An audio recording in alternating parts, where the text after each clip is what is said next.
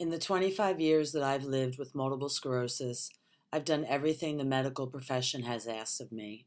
I was even excited about disease-modifying drugs when they first came out.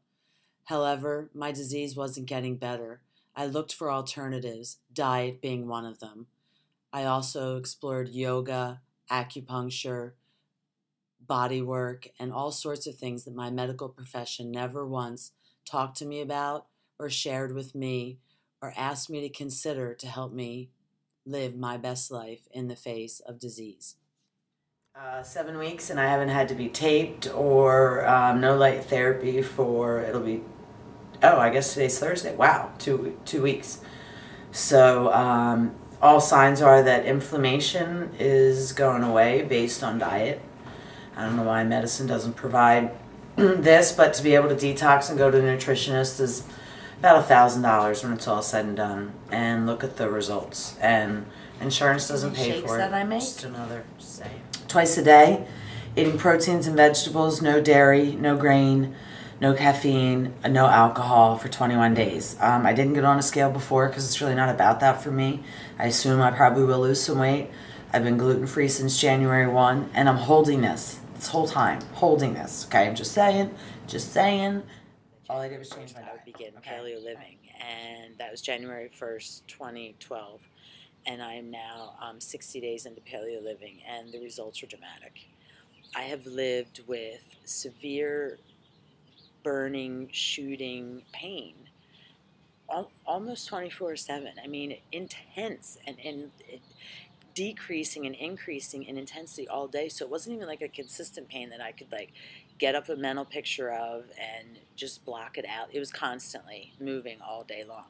So the bursts of intensity would always, many times during the day make me stop. And this had been this way for about 4.5 years.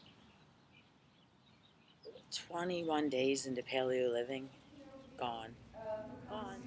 She's actually shooting a documentary on living with MS.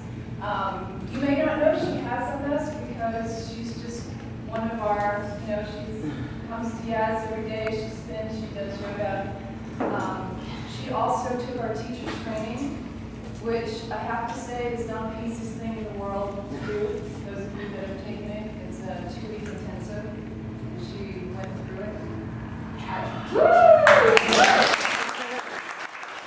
Some people find that yoga improves their energy level, their moods, and much more. Yoga is particularly suited for multiple sclerosis because it can be adapted to an individual's ability.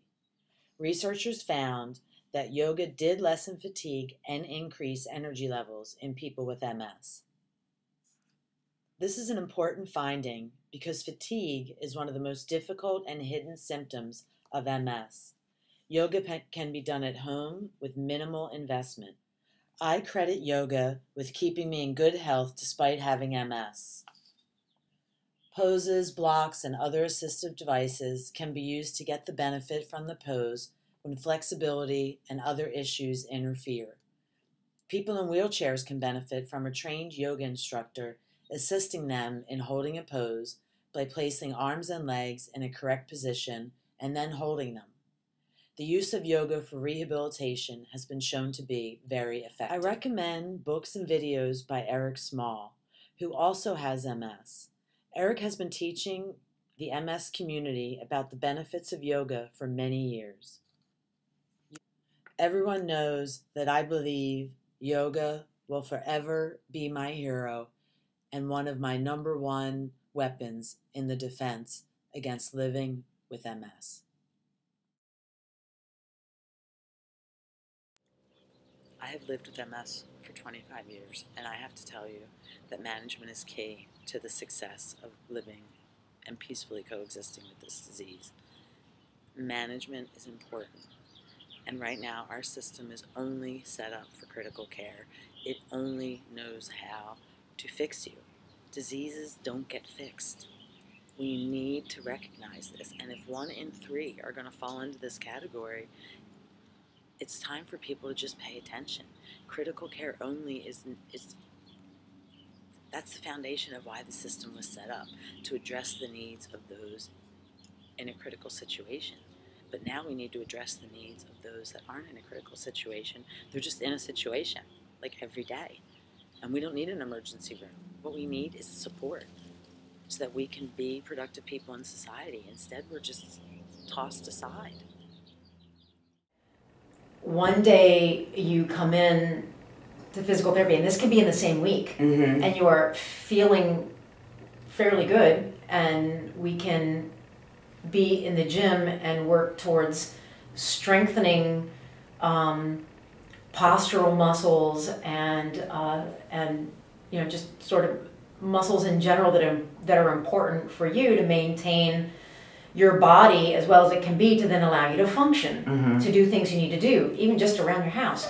And then the next time you come in, we cannot see the gym the entire time because we need to be in the room for whatever reason. There are muscle spasm, there's inability to turn your head, there's an inability to lift your arm above your shoulder height. I mean, I think those are probably the big things. And again, within the same week, that's just so, it's always, I never know what V will show I know. up. That's what it's like to have this disease. What's it like to, what are the goals for you, like as a massage therapist, when you're dealing with someone that has a chronic disease?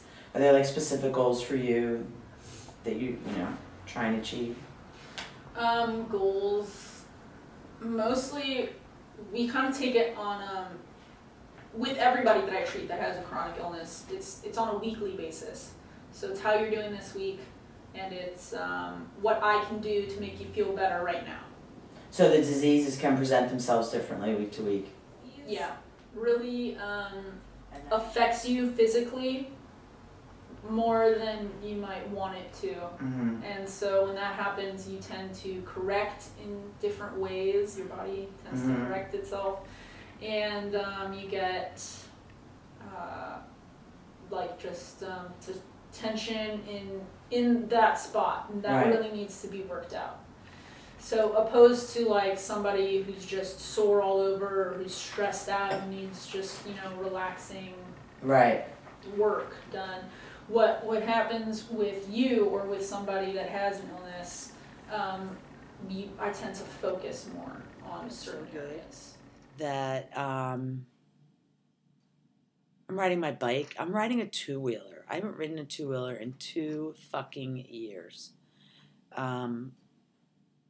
I'm just getting rid of inflammation, and it's changing my life. And I'm doing it through diet.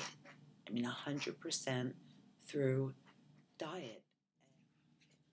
I ask you to question the status quo. Healthcare isn't changing. We can be victims or heroes. Let's all be heroes and stand up to big business, politics, and banks by living our best lives through diet, exercise, and activities that involve self with no distraction but you. Doing this will lessen the need for traditional methods of well-being. Let's say no to the status quo. Our homes, our health, what is next?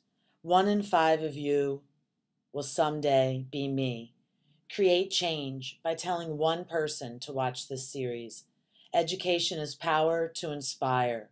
Questioning the status quo is what I urge all of you to do. Namaste.